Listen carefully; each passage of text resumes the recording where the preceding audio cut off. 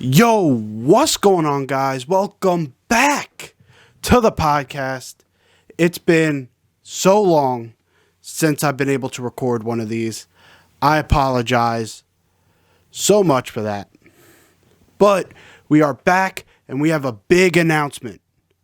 This is the last episode under the name Not Just Another Podcast.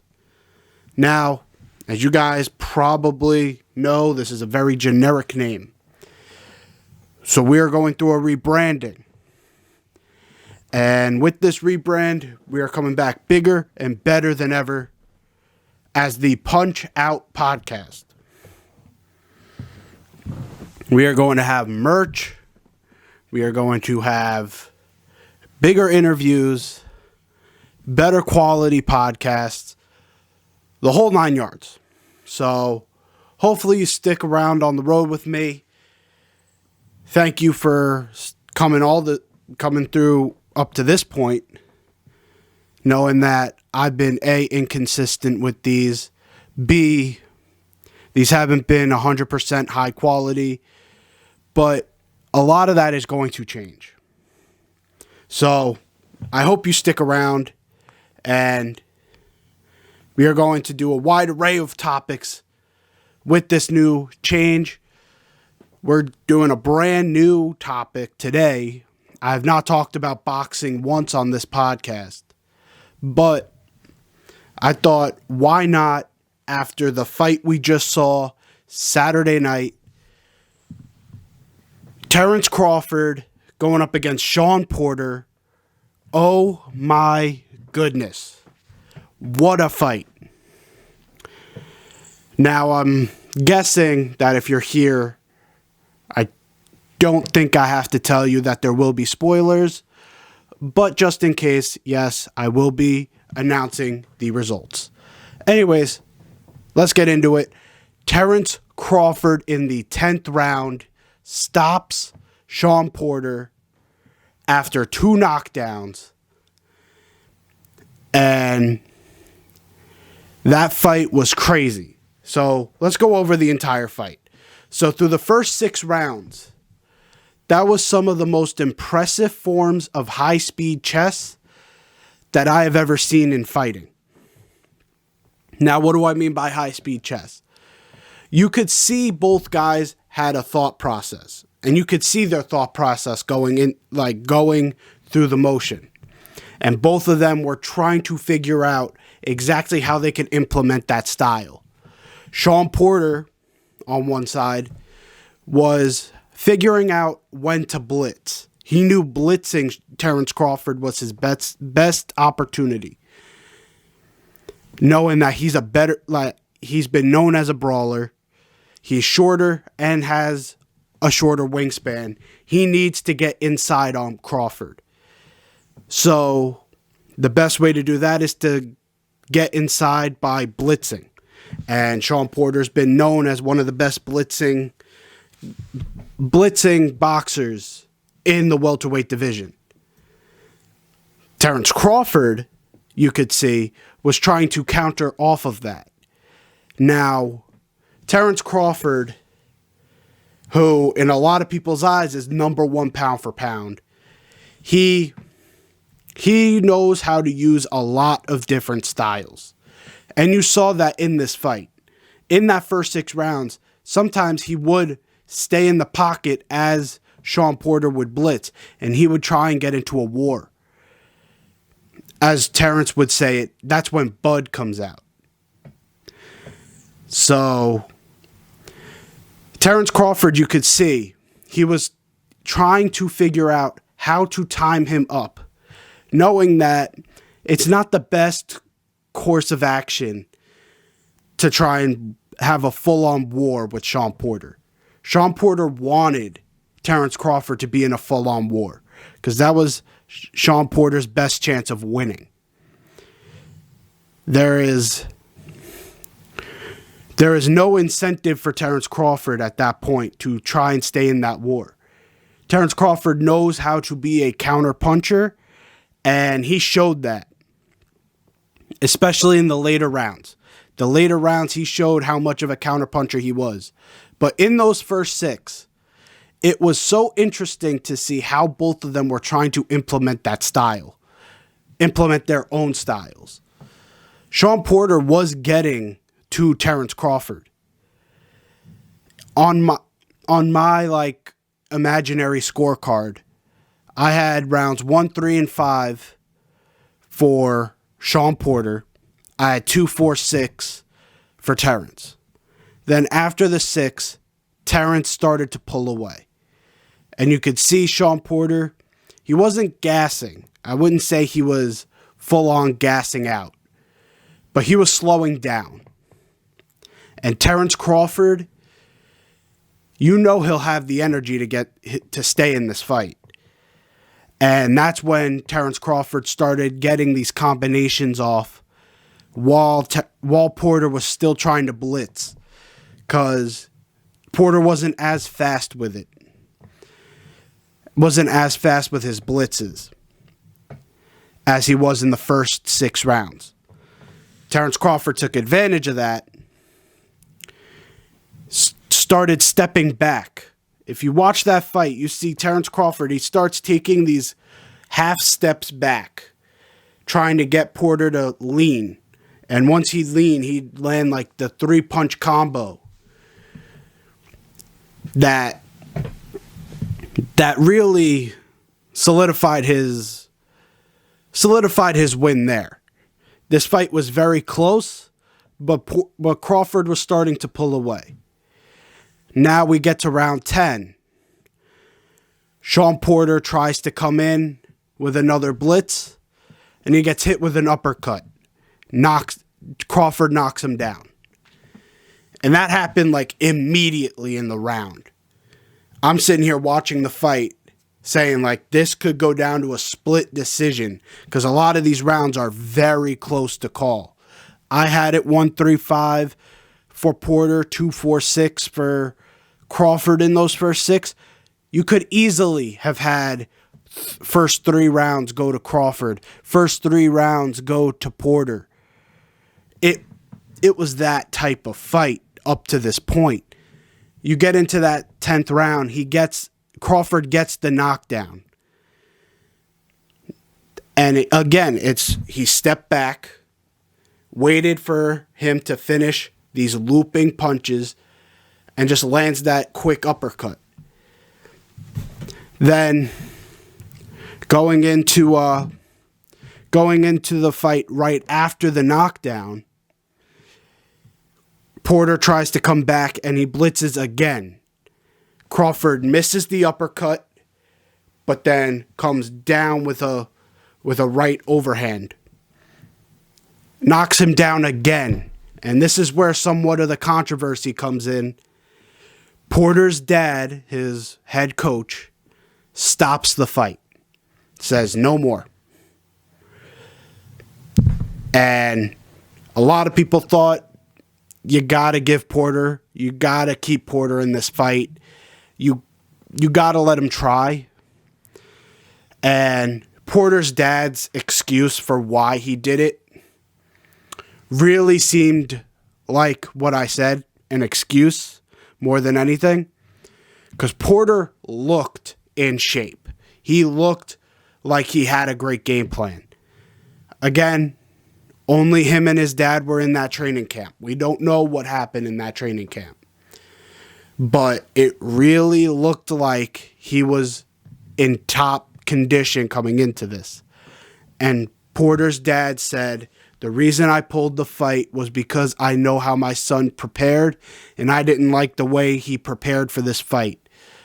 I saw where this was going and stopped the fight. I agree with the part, like, if he knew where this fight was going. It did not look like Porter was... Frankly, it didn't look like he was going to possibly get out of that round. Already getting knocked down twice. Crawford really finding his range. Porter really starting to slow down. If that was his thing, like, I saw where things were going, and I wanted to save my son from damage, then we're all fine. But coming out with an excuse like he didn't train properly for this fight sort of felt weird to me. But anyways, let's get back to Crawford. Crawford had his best performance to date. One of his best performances to date. Lately, once he got to the welterweight division, he hasn't had the best competition, and a lot of that has to do with boxing politics and all that. He's been really like blackballed from that division. Guys like Shawn Porter has fought everyone under the sun. He's fought Errol Spence. He's fought Keith Thurman.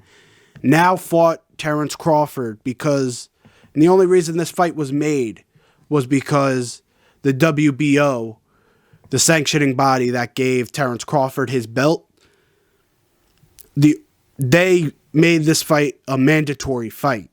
Like, if Crawford wanted to keep his belt, he had to fight Shawn Porter. And so that's why Showtime and PBC let Porter go to Top Rank for this fight. But, excuse me, this fight was the last fight on Terence Crawford's deal with Top Rank.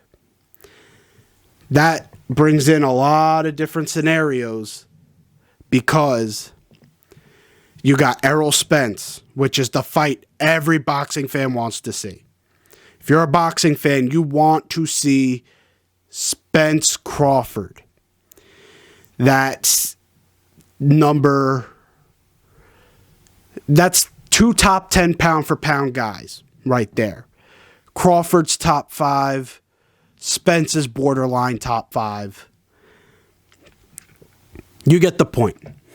Both those guys sort of at the peak of their career. Crawford not as much, being 34 now, but somewhere near his peak, knowing he just had an amazing performance against a guy that Errol Spence fought. And Errol Spence took him to a split decision victory. Terence Crawford stopped him. This possible Spence Crawford fight, it's very interesting. I think wholeheartedly Terence Crawford, if that fight was made, has too much skill for Errol Spence. If Errol Spence can lure Bud into a war, he has a lot more possibilities. But as you saw in this fight, Shawn Porter is one of the best in the division at forcing a guy to get out of his game plan and to go into a war. And against Terence Crawford, a lot of those skills to take him out of that game plan were neutralized because Terence Crawford is just that skilled. So we'll see where that goes. Terence Crawford had an amazing performance. Hopefully he gets some of these better fighters next, because he's the one calling these guys out. He's the one calling Spence out. And these guys are sort of ducking him, claiming like, oh, he's a part of Top Rank. I'm not fighting him. He's not a part of our network. So we're not going to fight. It's time. It's time to make this fight happen. The super fight that everyone wants to see. Terence Crawford, Errol Spence. Please, let's make it happen. Anyways, getting off of this topic real quick, we'll go through the UFC Fight Night. That was the same day as Crawford Porter. UFC Vegas, whatever. I don't know what the number was. But Caitlyn Vieira taking on Misha Tate. Caitlyn Vieira showed She's got very slick boxing. She shows how talented she is. Now, she does have a few glaring issues that popped up that the commentators were picking up on. She, at times, was very tentative to throw. Like, she couldn't miss with her right hand. But she wasn't throwing at enough of a pace, at least early. Later on in the fight, she started wearing on Miesha Tate, cut her up, all that. But early on, it looked like she didn't realize how much she was succeeding. That's what they said on the broadcast, and I seem to agree. She looked very much like she thought it was way more of an even fight than it actually was. Miesha Tate had no answer for that right hand. Now, Miesha Tate had a weird game plan too. We'll get into that a little bit. But Caitlyn really looked like she thought Miesha was getting to her more than she did. Especially in that first round where Caitlyn went for that takedown with a minute left. And you're looking at it like, why are you trying to take this fight to the ground when you are winning this fight handedly standing up? Especially against someone like Miesha Tate, who loves the ground. Someone who really showed it on that takedown attempt. Flip position on her. And ultimately, some people gave Miesha Tate that round just based off of that last minute. Getting in top position, landing a couple strikes from ground and pound. A lot of people gave her that round. I don't know exactly how the judges had it. I know the judges scored the fight 48-47, 48-47, 49-46. 3 rounds to 2, 3 rounds to 2, 4 rounds to 1. So I'm guessing the guy with 4 rounds to 1 gave Caitlyn Vieira that first round.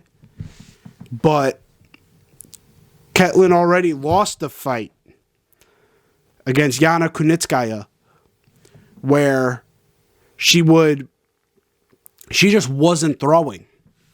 Like, in that fight, she was able to get the takedowns and able to get into dominant positions, but didn't do anything with it. She wasn't landing any ground and pound. She wasn't going for submissions. She was holding her in that position. She, in a lot of ways, she's very talented, but at times loses her sort of confidence in throwing those shots. And that, I think, that's what definitely got her the loss against Yana Kunitskaya. But in this fight, definitely could have gone a different way. The judges were saying the commentators were saying that there's a chance that fight was 2-2 going into the 5th round. And if you watched throughout the round, you would say there's no way this fight is 2-2. But Caitlyn Vieira at the end of every single round was opening the door for Miesha Tate to land a big shot and to give the judges the last thing that they see. Because just remember, the last thing the judges see is the first thing on the judge's mind. That really could have ended up bad for Caitlyn Vieira if these judges really wanted to, because you could really make that argument. Like, did Miesha deserve those rounds based off of how she finished them? Obviously, the judges said no. I would tend to disagree with that, but Caitlyn Vieira's got to listen to her coaches, who every time she went to the corner, do not take her down. Go hit her with that right hand. Stay confident in your striking. She has to continue to listen to her corner and realize how much success she's having. It's okay to be sort of humble in the moment. Like, don't get too crazy thinking you're going to finish this fight. But also, don't be too humble to the point where you're just not throwing. And I think Caitlyn Vieira is at more of that area than the former. And she's got to sort of even that out of, okay, I know I'm landing with this right hand. I'm going to continue to throw it.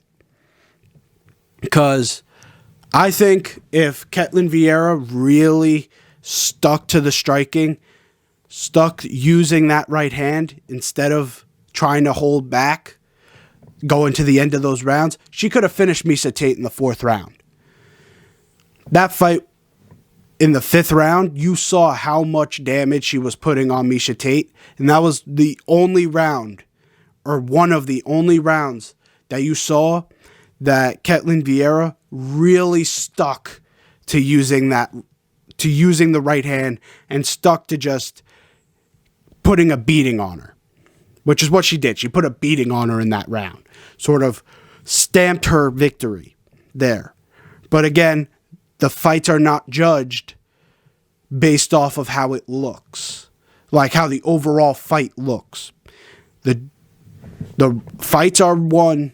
The fights are judged round by round. The judges have to hand in their scorecards after every single round. And Caitlyn Vieira's playing with fire the way she fights. How she's like holding back at the end of the round. And it's bit her in the ass before. And she's way too talented for this to bite her in the ass again. She's got to continue to get with that striking. She's got to continue to know what she's doing. Know exactly what's going on in this fight.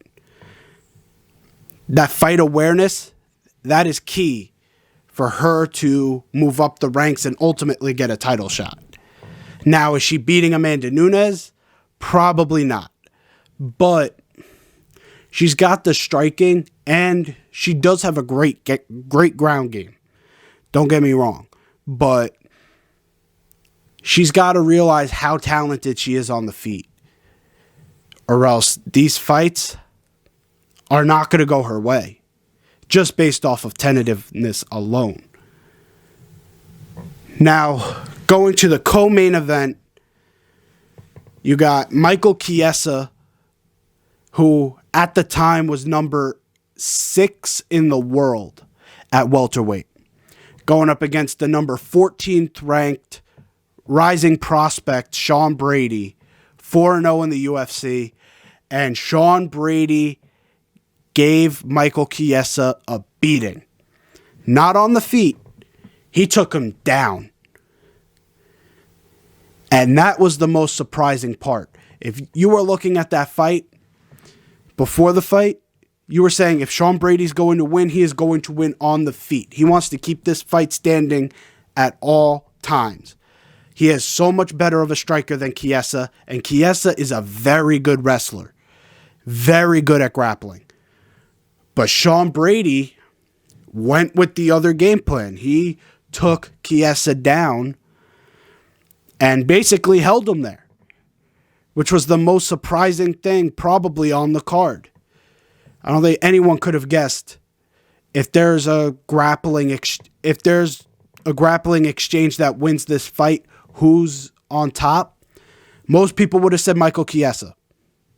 No one would have guessed, Shawn Brady is going to absolutely maul Michael Kiesa to the point where you're looking at this prospect who, my God, the amount of possibilities this could be. If you really wanted to, you can make Shawn Brady versus Hamza Chimayov. Both guys are undefeated in the UFC right now. Both guys are rising in that division very quickly. especially with this latest victory by Brady. He will jump all the way from 14 to the top 10. That fight makes a little bit of sense. Now, if the UFC's obviously going to want to fast track Hamza, but if the Gilbert Burns fight that they are trying to create, if that falls through, does Shawn Brady versus Hamza Chimayov fight really make sense? Because in Hamzat's last fight, you're looking at a guy who was overmatched.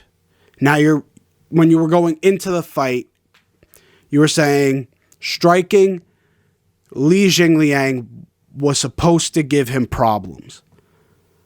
But I think people were overlooking how much of a grappling advantage Hamzat had. So you see how Lee didn't land a shot. Hamzat picks him up and basically ragdolls him, walks him across the cage, and starts talking to Dana White during a fight, during the biggest fight of his life against the top 10 opponent. And he does the lightest work with Li Jingliang. And that's a testament to how great Hamzat is grappling. But if you're looking at a Shawn Brady versus Hamzat fight, both guys are really good on the feet. Both guys are really good grapplers. Shawn Brady just showed he beat one of the best grapplers in this division in Michael Kiesa with his own game while grappling. Now, Shawn Brady really does have to work on that gas tank. I will say that. That third round, you saw Shawn Brady that if Michael Kiesa had enough in the tank and didn't falter on a couple of those takedowns, a few shots and Shawn Brady might have been out. Which, if you're looking at it for Shawn Brady, that would have been a very sad reality if Michael Kiesa walked out of there with a victory. After everything Shawn Brady did in that fight, he sort of gassed out once you got into that third round. And so, hopefully, he can figure that out at some point. Hopefully soon, because his next fight will be against the top 10 guy. And hopefully he figures out how to go 3 rounds, let alone 5.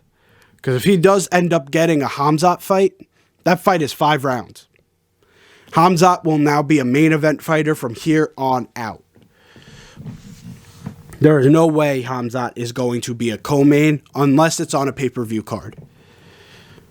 So